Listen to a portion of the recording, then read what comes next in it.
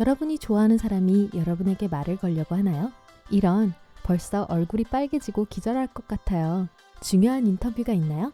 말할 때마다 딸꾹질을 하거나 긴장해서 웃음이 나요. 하지만 이런 일이 일어나는 이유를 알게 된다면 어쩌면 다음번에는 난처한 상황에서 벗어날 수 있을 거예요. 이 영상을 보세요. 1. 얼굴을 붉힙니다. 얼굴을 붉히는 것은 자연스러운 현상이며 인간에게만 있는 특별 현상이죠. 볼에 있는 정맥이 팽창하면서 진홍색을 발산할 때 일어나죠. 정확히 왜 이런 현상이 일어나는지는 과학으로도 알 수 없어요. 하지만 좋은 일이든 나쁜 일이든 간에 강한 사회적 관심에 대한 반응인 거죠. 흥미롭게도 쉽게 얼굴을 붉히는 사람들은 되게 더 매력적이라고 해요. 어떤 사람들은 붉은 볼이 자연적으로 육체적 건강과 연관되기 때문이라고 합니다. 그러니 얼굴이 장밋빛으로 물들었다고 수줍어할 이유가 없어요. 2. 태양이 재채기를 유발합니다. 태양 아래에서 즐거운 시간을 보내고 싶다고 해봅시다. 그런데 갑자기 재채기를 하기 시작하는 거예요. 모두들 너무 걱정스러워서 여러분을 밖으로 내보내지 않아요. 좋지 않지만 자연스러운 일이요. 이걸 광반사 재채기라고 부르죠. 그건 아마도 100% 확실하지는 않지만 재채기를 유발하는 신경이 밝은 빛이라는 강한 감각에 견디지 못한 시신경과 상호작용을 하기 때문입니다. 주변 사람들을 진정시키고 화창한 날을 즐길 수 있도록 하는데 충분한 설명이죠. 3. 추워서 비틀거려요. 정반대 상태죠. 정말 화창한 겨울날 밖에 나가서 눈 속에서 놀고 싶지만 몸은 걷잡을 수 없이 떨리고 친구들은 안으로 들어가기를 고집합니다. 별로네요. 다음번에는 친구들에게 여러분이 떠는 이유가 몸을 따뜻하게 하기 위해 근육이 빨리 수축돼서 그런 거라고 설명하세요. 추우면 손바닥을 비비는 것처럼요. 인간의 신체는 추운 날씨에 대비합니다. 이미 얼지 않았다면요. 그리고 어떤 사람들은 다른 사람들보다 더 많이 떨기도 합니다. 4. 게으름. 여러분이 방 청소를 하고 싶지 않은 이유가 게으른 성격이나 나쁜 습관 때문이 아닌 것으로 밝혀졌습니다. 그건 여러분 정신의 방어 반응이라고 해요. 과도한 움직임으로 인해 지치지 않도록 해주는 복잡한 반사작용이죠. 그건 너무 바쁘게 움직여 결국 해야 할 일에 지쳐 스트레스를 받는 상황으로부터 보호하려는 것이죠. 하지만 여전히 해야 할 일이 있습니다. 그러니 이 사실에 너무 의존하지 마세요. 심지어 사실일지라도 아무도 믿지 않을 거예요. 5. 꾸물거리기. 여러분이 괜히 멍하니 있는 게 아니에요. 이건 마음의 적절한 반응이죠. 그건 여러분들이 분명히 하기 싫어하는 것 말고 다른 것을 보게 해서 창의성을 더 자극하고 새로 시작할 수 있도록 하기 위한 거랍니다. 또한 여러분이 방금 전에 하고 싶었던 것을 금방 까먹게 되는 이유이기도 해요. 단지 뇌의 초기화 버튼 때문에 그렇게 작동하는 거죠. 6. 눈 경련. 눈에 갑자기 경련이 일어나기 시작하면 우선 이 커피가 오늘 세 잔째 마시는 건 아닌지 물어보세요. 대부분의 경우 자극적인 것에 너무 관대할 때 이런 일이 일어납니다. 커피나 정말 진한 차가 그 좋은 예죠. 가능한 또 다른 이유는 스트레스나 활동 부족 때문이죠. 주의하세요. 경련 자체는 무해하지만 여러분에게 휴식을 더 많이 취하고 커피를 줄일 필요가 있다는 것을 알려주는 현상이니까요. 7. 손이 차가워집니다. 어떤 사람들은 중요한 인터뷰를 시작하기 전에 악수하는 것으로 다른 사람들을 판단합니다. 불공평하죠. 하지만 인생이 다 그렇죠. 사실 손이 얼음장처럼 변하는 걸 조절할 수는 없잖아요. 온몸이 위급한 상황에 대비하죠. 그래서 혈액이 피부로 가는 것을 막아서 중요한 기관과 근육에 더 많이 전달되도록 합니다. 다시 말해서 여러분의 몸은 인터뷰에서 도망치기를 원하기 때문에 손보다 다리가 더 열을 전달하려는 거죠. 8. 축축한 손. 특히 손이 차가워지는 현상과 함께 나타나면 더 불쾌하죠. 불행히도 이 둘은 함께 나타납니다. 일반적으로 땀을 흘리는 것은 몸을 식혀 격렬한 행동을 준비하는 과정이죠. 단지 신체가 진지한 대화를 나누는 것과 포식자로부터 도망치는 것 사이의 차이를 이해하지 못하는 게 문제죠. 손에 땀이 먼저 나는 이유는 약간 젖은 손바닥이 물건을 더 잘 잡기 때문이죠. 하지만 악수하는 거에는 별로 도움이 안 되죠. 9. 후들후들 떨리는 다리. 다리가 약하게 느껴지거나 너무 무겁게 느껴집니다. 어떤 이유에서든 여러분이 스트레스를 받거나 겁을 먹었을 때 움직일 수 없어서 정말 어색해집니다.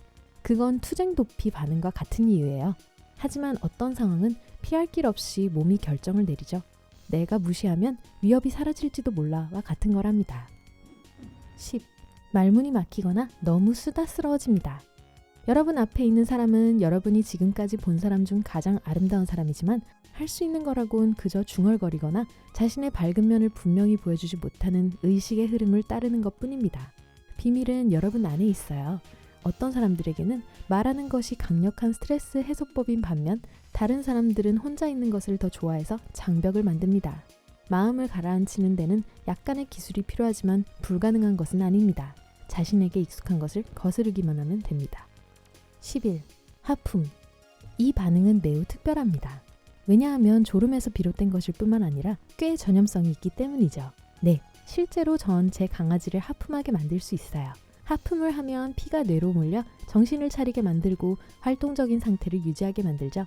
또 폐와 근육을 스트레칭하게 만들어 스트레스를 해소하고 더 많은 산소가 몸에 전달되도록 합니다. 하품이 전염성이 있는 이유는 하품을 통해 다른 사람도 졸리게 만들어 사람들에게 좀 쉴 시간이 되었다는 신호를 보내기 때문입니다. 모든 사회적 동물들은 수면 스케줄을 동일하게 만드는 방법으로 같은 행동을 합니다. 12. 딸꾹질. 비록 걷잡을 수 없이 횡설수설한다고 해도 말하는 모든 단어마다 갑작스럽게 딸꾹 소리를 내는 것만큼 부끄럽지는 않을 거예요. 딸꾹질은 과식뿐만 아니라 스트레스 때문에 시작될 수도 있습니다. 딸꾹질은 횡격막의 경련입니다. 딸꾹질을 하면 폐로 공기를 들어가게 할 뿐만 아니라 성대가 갑자기 닫히면서 이상한 소리가 납니다. 다행인 것은 딸꾹질에서 미각으로 뇌의 관심을 분산시키기가 쉽다는 거예요. 예를 들어 혀에 설탕을 조금 넣으면 효과가 있습니다. 매번 제게 효과가 있는 것은 이거예요. 딸꾹질을 하는 순간 저는 즉시 다시 더 심하게 딸꾹질을 하기 위해 최선을 다합니다. 일부러 딸꾹질이 나게 호흡을 맞춰보세요. 딸꾹질이 멈출 때까지 이렇게 계속해보세요. 그러면 뇌가 혼란스러워서 경련을 멈출 거예요. 보통 딸꾹질이 끝날 때까지 3번도 안 걸려요. 여러분은 어떻게 하는지 댓글로 알려주세요. 13. 흐르는 물소리를 들으면 자연의 부름을 받게 됩니다. 쑥스럽죠? 하지만 자연스럽기도 해요. 우리는 서둘러 화장실을 갈 때 내는 소리에 너무 익숙합니다. 어떤 기억이든 우리 마음속에 화장실에 대한 기억을 불러일으키면 그 과정이 빠르게 시작합니다. 소위 친숙함의 힘보다 더 큰 힘은 없다고 하잖아요. 14. 스트레스성 웃음. 어려운 상황에서 화가 나서 뭐가 그렇게 재미있니? 라고 하는 사람을 만날 위험을 감수하더라도 때때로 어쩔 수 없을 때가 있어요. 이 반응의 핵심은 우리가 경험하는 감정의 강도에 있습니다. 이 감정이 긍정적이든 부정적이든 간에 때로는 너무 강력해져서 어쩔 수 없게 되고 상황에 적절하게 반응할 수 없게 됩니다. 웃음은 스트레스를 해소하고 마음의 상태를 조절하는 데 도움을 주는 감정적인 방출입니다. 15. 위에서 꾸르륵 소리가 납니다. 얼핏 보면 이런 소리가 나는 것을 통제할 수 없고 위에서 나는 소리를 안 들리게 만들 수 있는 방법이 없기 때문에 가장 부적절한 상황에서 주목을 받을 수 있습니다. 최근에 아무것도 먹지 않았음에도 불구하고 위가 소화를 시작하게 되면 꾸르륵 소리가 납니다. 이 소리를 뭔가를 먹으라는 신호로 받아들이세요. 심지어 물 한 잔도 도움이 됩니다. 물 한 잔이 적절한 것을 먹을 기회가 생길 때까지 여러분의 배를 채워줄 거예요. 16. 단계 당깁니다. 마지막을 위해 최고의 것을 남겨놨어요. 스트레스를 받았을 때 초콜릿을 먹는 것을 멈출 수 없다면 그건 내가 배고프다고 말하는 방식이라는 것을 알아야 해요. 뇌는 탐욕스러운 작은 발전소예요.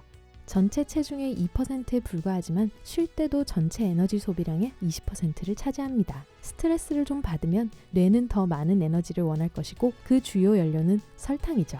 예를 들어 곧 군중들에게 연설을 앞둔 사람은 다른 사람들보다 무의식적으로 더 단 음식을 선택하죠. 여러분, 오늘 새로운 것을 배웠다면 이 영상에 좋아요를 누르고 친구와 공유하세요.